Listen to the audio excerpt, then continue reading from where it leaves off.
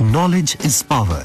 Information and education is the liberating premise of progress in every child. Azamgarh Public School, Play Group to Class 12th, affiliated to CBSE New Delhi, जहां बच्चों को पढ़ाई के साथ नैतिक गुणों का ज्ञान भी दिया जाता है. एंड ISO सर्टिफाइड स्कूल, जहां पर smart digital classes, computer lab, science lab, rich library, indoor and outdoor game, dance and music, art and craft, 24/7 backup security के साथ ट्रांसपोर्ट फैसिलिटी भी उपलब्ध है. एजुकेटेड एंड एक्सपीरियंस टीचर्स जो कमजोर बच्चों पर देते हैं विशेष ध्यान. Azamgarh public school, Kotila check post, Varanasi. Azamgarh road, Azamgarh. We have wings, we can fly, look at the world in the eye. We have a heart that is kind and a wise, open mind. We have hope, we have love, we can rise up above. Make us strong at the core, make us ready to explore, make us worthy of it all. So we may rise when we fall. We are the game changers, we are the trailblazers, we are the go-getters, we are the wave riders, we are the Jaypurians. माँ बाप अपने बच्चों के लिए अच्छे स्कूलों के चयन को लेकर हमेशा असमंजस में रहते हैं, पर पेरेंट्स की इस असमंजस की स्थिति को दूर करने के लिए ये है आजमगढ़ के रहुआ मुस्तफाबाद इलाके के 2 एकड़ में फैला हुआ ईशान पब्लिक स्कूल, जो आपकी सभी शंकाओं और असमंजस की स्थिति को संतुष्टि में बदल देगा. Ishan public school CBSE 10+2 school है, जहां बच्चों को सिर्फ शिक्षा ही नहीं बल्कि एक्स्ट्रा करिकुलम एक्टिविटीज में भी बराबर से पार्टिसिपेट करने के लिए प्रोत्साहित करता है.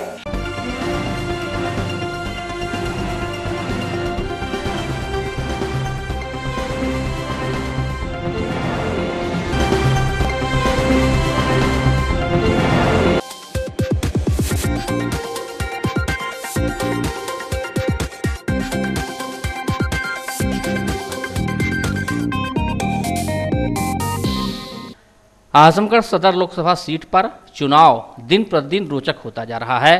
जुबानी जंग की धार धीरे धीरे तेज होना शुरू हो गई है. भाजपा प्रत्याशी दिनेश लाल यादव निरहुआ के जबरदस्त रोड शो के बाद समाजवादी पार्टी के खेमे में हलचल तेज है. सपा की ओर से निरहुआ पर जमकर हमला बोला गया है तो निरहुआ ने भी पलटवार किया है. पूर्व मंत्री व समाजवादी पार्टी की ओर से स्टार प्रचारक राम आश्रय विश्वकर्मा ने कहा कि निरहुआ को अखिलेश यादव ने यश भारती सम्मान दिया था, इसलिए उसमें थोड़ी सी भी गैरत है तो उसे अखिलेश जी के सामने चुनाव नहीं लड़ना चाहिए. उन्होंने कहा कि निरहुआ ने अखिलेश यादव के खिलाफ चुनाव लड़कर बहुत ही नीच हरकत की है. कहा कि निरहुआ की जमानत जब्त कराकर वापस भेजेंगे. गलत है कौन सही है, इसका फैसला तो चुनाव में जनता करेगी.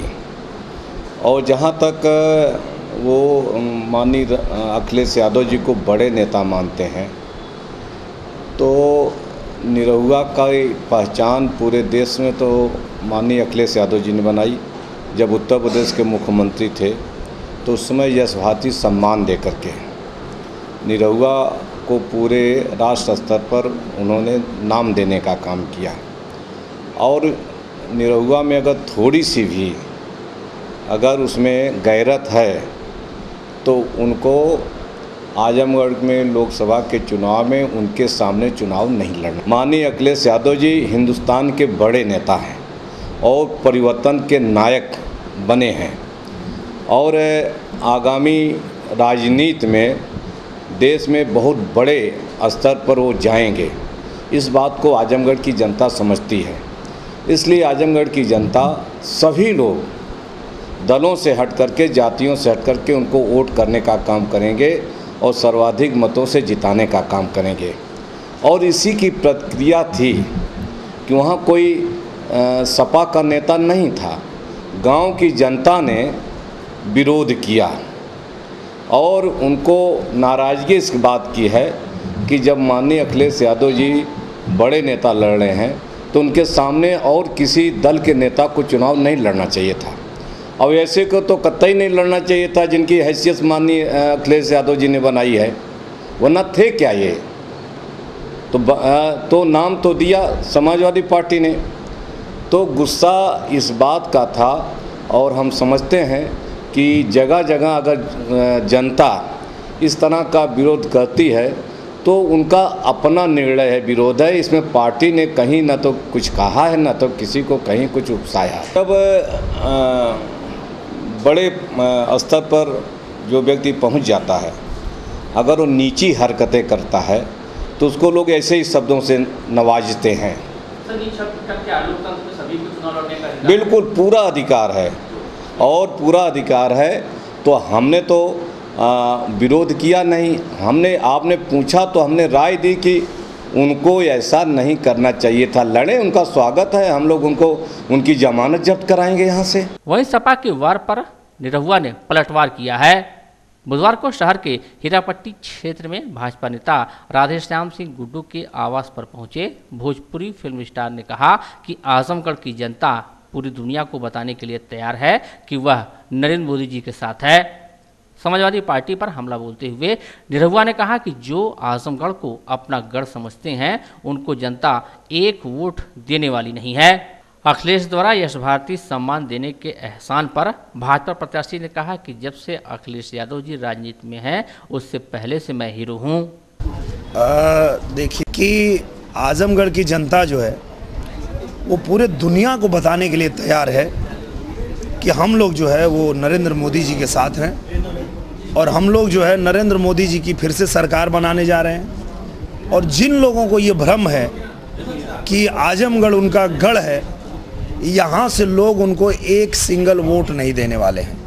और लोगों ने डिसाइड कर लिया है कि हमारे लिए जो सोचने वाला व्यक्ति है, गरीबों के लिए जो सोचने वाला व्यक्ति है, किसानों के लिए जो सोचने वाला व्यक्ति है, जो देश के लिए सोचने वाला व्यक्ति है, जो हमारी सेना के लिए सोचने वाला व्यक्ति है, ऐसे व्यक्ति को, श्री नरेंद्र मोदी जी को फिर से प्रधानमंत्री बनाना है। क्योंकि ये प्रधानमंत्री का चुनाव है, तो आज आजमगढ़ का बच्चा मैं सबसे मिल रहा हूँ, सबकी आंखों में देख रहा हूँ, और सबकी आंखें बता रही है कि सब के सभी लोग, चाहे वो किसी जाति के हों, किसी धर्म के हों, वो सभी लोग श्री नरेंद्र मोदी जी के साथ खड़े हैं।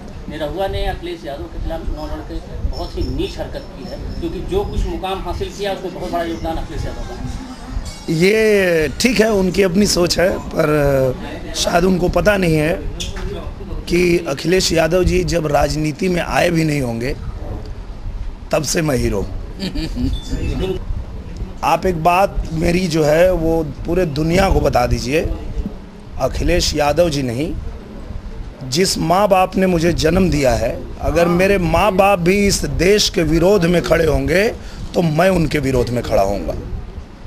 मैं इस देश को झुकने नहीं दूंगा, मैं इस देश को रुकने नहीं दूंगा। ये जो नारा है श्री नरेंद्र मोदी जी का, इस विचार से मैं प्रभावित हूं, और मैं पूरा अपना जीवन उनके साथ लगाने को तैयार हूं। और मैं आज आजमगढ़ में आया हूं, और मैं गठबंधन के लोगों को ये भी बताना चाहता हूं कि हमारे जो नेता हैं, जो श्री नरेंद्र मोदी जी हैं, जो योगी आदित्यनाथ जी हैं हमारे मुख्यमंत्री, जब मैं निकला अपने घर से तो मुझे उन्होंने कहा कि गाड़ी पे फूल रख लेना और आजमगढ़ की जनता पर फूल बरसाना, क्योंकि वो लोग आपको बहुत प्यार करते हैं। और गठबंधन के लोगों ने जो हमें प्यार करते हैं उनको सिखाया कि जब निरहुआ आए तो उस पर पत्थर बरसाना। तो आपके अपने बच्चों को फूल बरसाने वाला देशभक्त बनाना है या पत्थरबाज बनाना है जैसा पाकिस्तान बनाता है, ये निर्णय आपको लेना है। आपका अपना बच्चे का भविष्य क्या होगा ये आपके हाथ में है, और इस चुनाव में आपको निर्णय लेना होगा कि आपके देश का भविष्य कैसा हो, आपके बच्चों का भविष्य कैसा हो। आप उन लोगों के अगर साथ हैं जो आज निजी स्वार्थ में चुनाव लड़ रहे हैं एक साथ मिल करके, और इस देश के प्रधानमंत्री श्री नरेंद्र मोदी जी को रोकने का प्रयत्न कर रहे हैं, अगर उन लोगों को आपने सिरे से नकार नहीं दिया तो ये सबसे बड़ी भूल होगी। और मुझे पूरा पता है कि आजमगढ़ की जनता ने तय कर लिया है कि ये जो ठगबंधन है इसके नीयत को सब लोग जान चुके हैं, तो उनको आने वाले दिन में ये पता चल जाएगा कि उनकी स्थिति क्या है। आप फिट नहीं बैठ पाएंगे, यहाँ पे भाजपा नहीं फिट बैठ पाएगी। मैं आपको यही बताने आया हूँ कि पूर्वांचल में, उत्तर प्रदेश में एक ऐसी अभी तय होने वाली है स्थिति जो पूरे देश को बताएगी कि अब यहाँ जाति की राजनीति नहीं होगी, यहाँ देश की राजनीति होगी। यहाँ जातियों को एक साथ संगठित करना बुरी बात नहीं थी, मैं भी इसको कहता हूँ, ये बहुत अच्छी बात है। आप सभी जाति के लोगों को इकट्ठा करें, एकत्रित करें, लेकिन एकत्रित करने के बाद उनको देश हित में उसका उपयोग करें, देश के विरोध में नहीं। क्योंकि आज चाहे वो किसी समाज का आदमी हो, यादव हो, वो दलित हो, वो कुशवाहा हो या वो राजभर हो, सभी लोग जानते हैं कि जो लोग इनके नाम पे बनाते हैं संगठन, वो अपने बच्चों के लिए, अपने बीवी के लिए, अपने परिवार के लिए टिकट मांगने के लिए, और वो उनका गठबंधन बना के, उनका संगठन बना के उपयोग करते हैं। तो सिर्फ ये लोग उपयोग होने के लिए नहीं है, इनका असली हक दिलाने ही तो मैं आया हूँ। और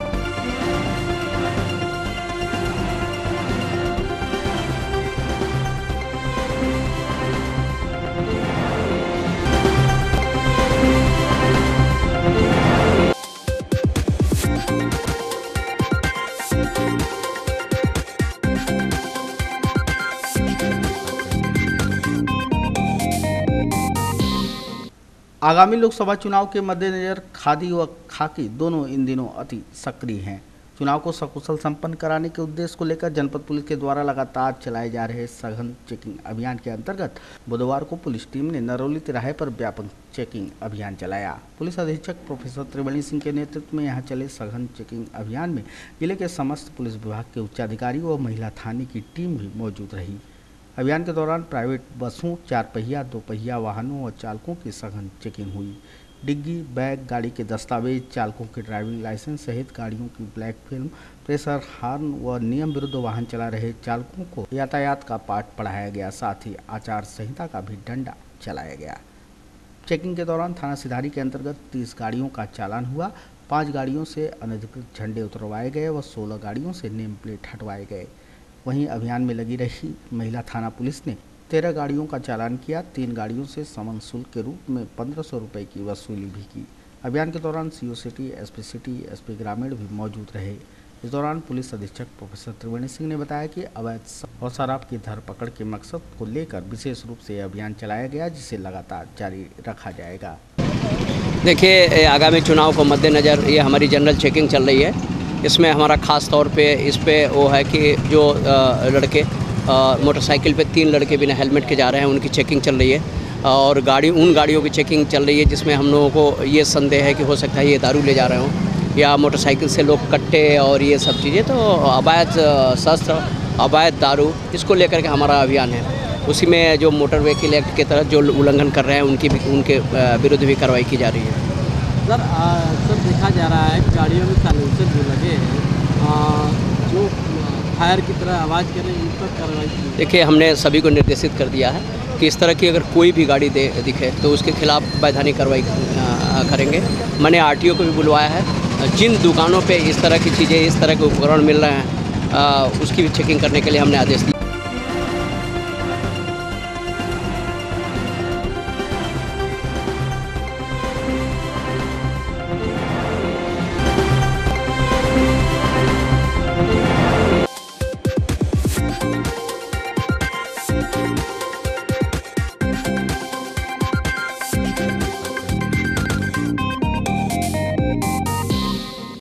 शहर के हरबंशपुर में स्थित तमसा नदी पर पुराने पुल के बगल में निर्माणाधीन सेतु का जिलाधिकारी शिवाकांत द्विवेदी द्वारा बुधवार को निरीक्षण किया गया। निरीक्षण के दौरान सेतु निगम के deputy project manager NK Tiwari को निर्देशित करते हुए जिलाधिकारी ने कहा कि पुल के एक तरफ 4 पॉइंट और दूसरी तरफ 2 पॉइंट प्रकाश व्यवस्था हेतु प्रकाश स्तंभ का निर्माण कराया जाए। उन्होंने यह भी निर्देश दिया कि 15 दिन के अंदर पुल के फिनिशिंग का कार्य पूरा कर लिया जाए। इस मौके पर सेतु निगम के डिप्टी मैनेजर NK तिवारी ने बताया कि इस पुल के निर्माण का कार्य नवंबर 2016 से प्रारंभ किया गया है। इस पुल की स्वीकृत लागत 7,52,71,000 रुपये है। उन्होंने बताया कि लगभग 2 माह के अंदर यह पुल जनता के लिए उपयोग के लिए उपलब्ध करा दिया जाएगा। इस अवसर पर JEP के उपाध्याय सहित सेतु निर्माण निगम के अधिकारी उपस्थित रहे। ये पुल अभी निर्माणाधीन है, इसी का कार्य देखने आया था। इस पर प्रकाश की व्यवस्था आगे की जानी होगी इसलिए इसी समय उनको निर्देश दिया गया 4 पॉइंट पर बना दें, जिससे कि 100 मीटर के पुल पर 4 पॉइंट पर बिजली के खंभे लगाए जा सके, प्रकाश स्तंभ लगाए जा सके। उसी को निर्देश देने के लिए मैं रुका था। जांच में क्या पाया गया? कार्य भी तो कितना? जांच काम ठीक है, समय पर है, हो जाएगा। ये कब तक की जनता के लिए मिल जाएगा? ये मेरे ख्याल से अगले 2 माह में। कितना टाइम लगेगा? हमको तो 15 से 20 दिन, 1 महीना हमको लगेगा 2 माह। 2 माह तक ये काम पूरा हो जाएगा।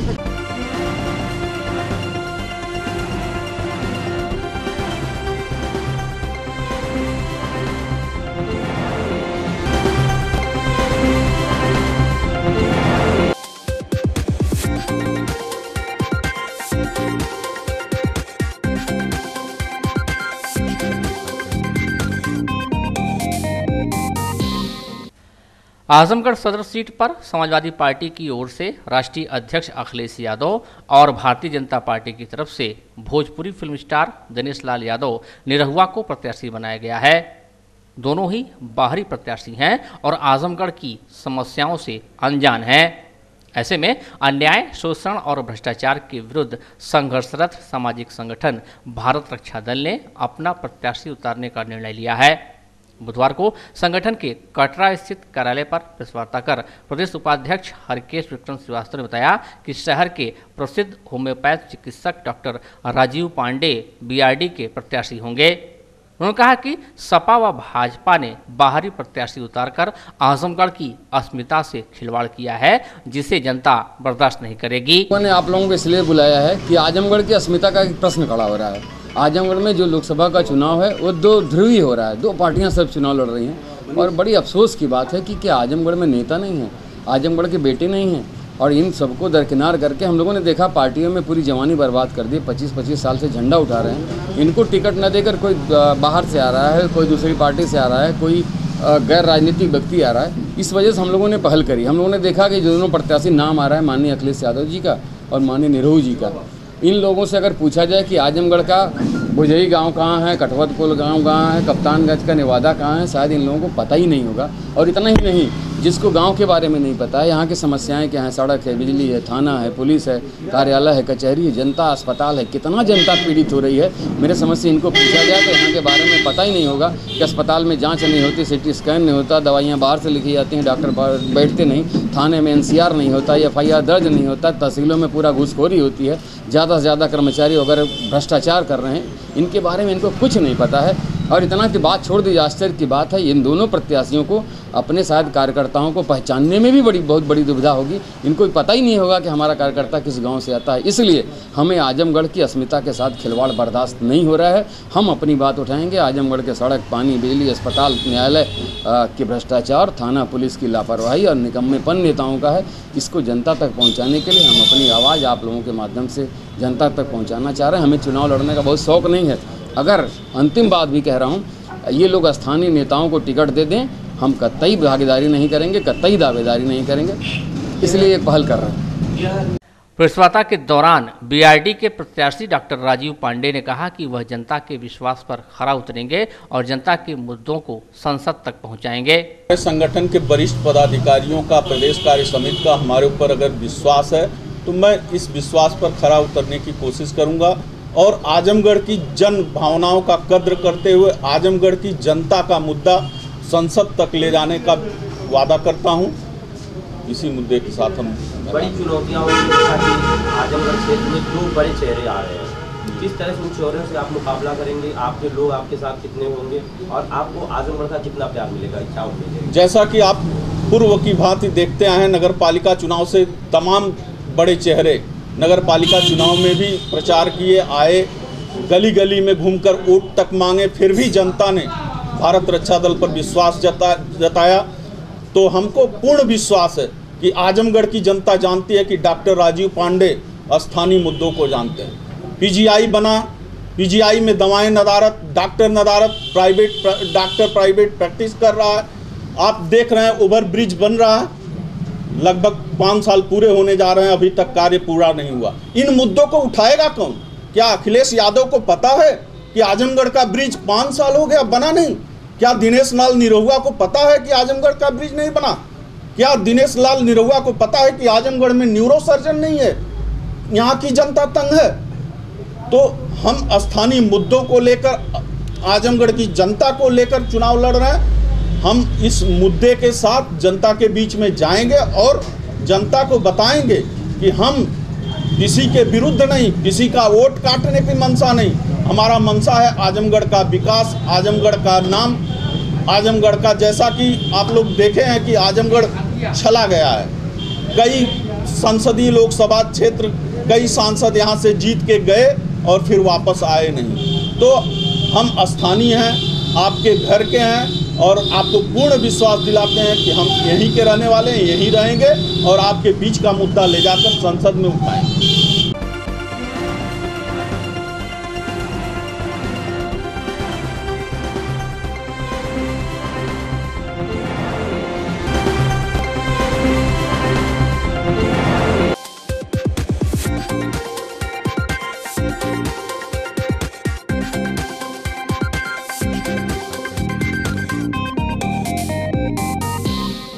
दिव्यनाथ नूतन वर्षाभिनंदन का दिव्य 2 दिवसीय कार्यक्रम संपन्न हो गया।